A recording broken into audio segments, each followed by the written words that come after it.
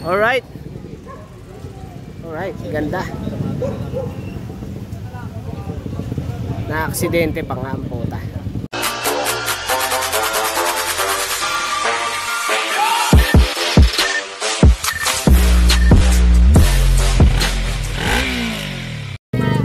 Ayan, di makalakad.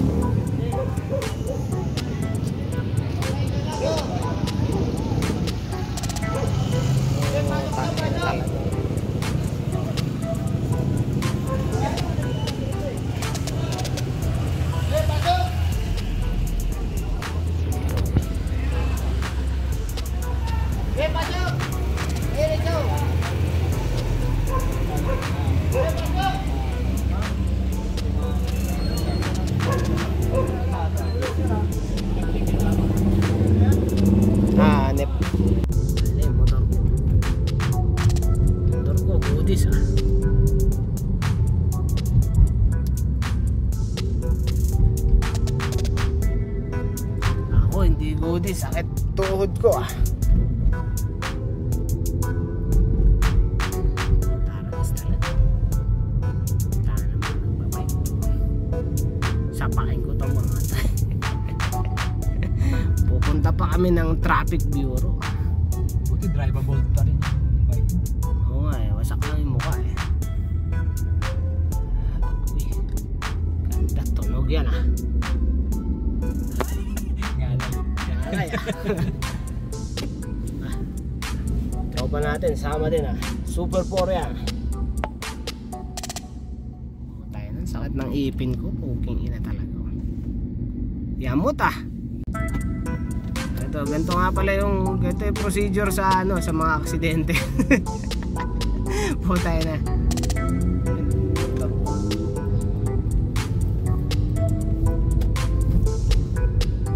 Punta kayo ng ano, ng traffic, papasa kayo ng pulis sa traffic bureau para sikasuhin yung mga damages, makapag-settle kung sino mga gagastos. Halatang puta talaga. Kuha lang ako ng papeles ko eh. Pinarehistro ko eh. Na-aksidente pa ang putik.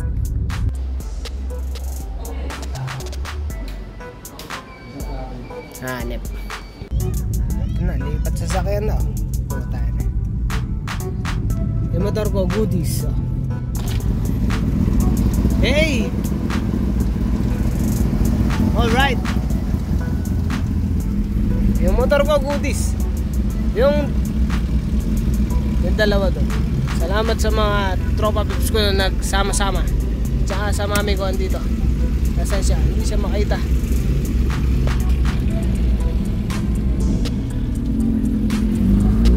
Okay ako. Masakit lang yung tuhod ko. Diba? Nakataw motor ko ah.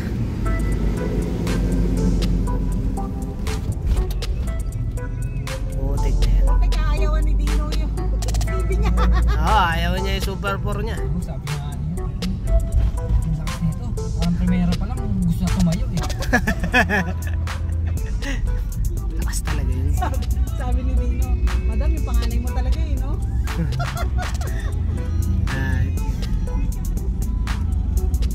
Nante dito. Ito na nga. Dito na ako sa bahay. At di pa ako tutulog. Sakit ang tuhod. At bad trip. Paano natin yan? Susum yan.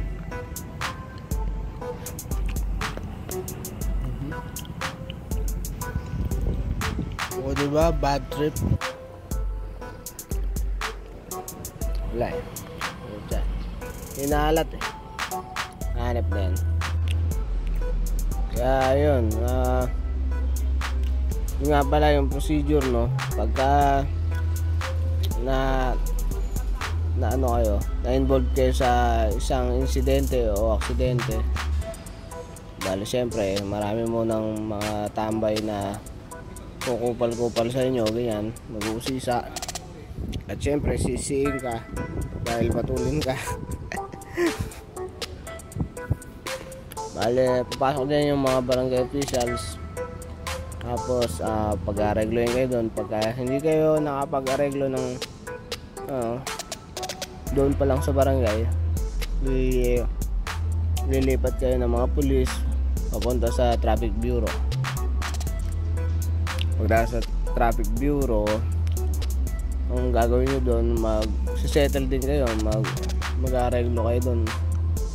Pag hindi kayo nakapag-areglo sa traffic bureau, hindi kayo nag-areglo nung nakabanggaan mo, kaya yun, mapupunta yun sa sa city hall na. Magkakaroon na kayo ng may inquest yung kung sino man yung yung involved. Pero pag dun pa lang natapos yun na, nakapag-areglo na kayo, magkakaroon lang kayo ng kasulatan, tapos pipirma nyo yun. Tapos kasunduan lang na kung sino yung magbabayad, kung ano yung babayaran. Kailangan matapos dun sa usapin na yun, sa kasunduan nyo. Kailangan tapusin nyo dun na kung may kailangan yung babayaran nyo. Basta depende sa inyo kung ano yung pag-uusapan, pero mas maigi kung tatapusin nyo na dun. Tapos pagtapos dun, ayun na, pwede na kayo umuwi. Kaso yung may involved, tulad ko, ako kasi ang bumangga sa akin bisikleta kahit anong paraan, talagang sa akin yung mali. Kasi daw mabilis, wala naman sigurong mabagal na ganito. So tayo na yun. Wala tayo na yung ginigit ko, kitang kita ko yung mukha nung nagbibisikleta, nakalingon sa kanan, biglang pumihit pa kaliwa wala akong magagawa doon. Kasi nga nagbibisikleta siya at ako yung nakamotor, kaya ako yung madidiin, ako yung nagbayad, kami nagbayad. Kaya ayan,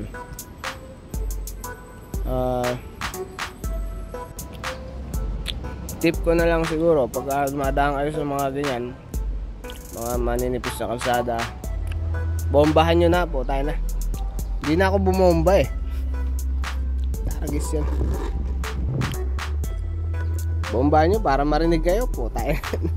Abisit ang putik. Joke lang. Mag-ingat kayo sa kalsada. Maraming tanga. Thank you.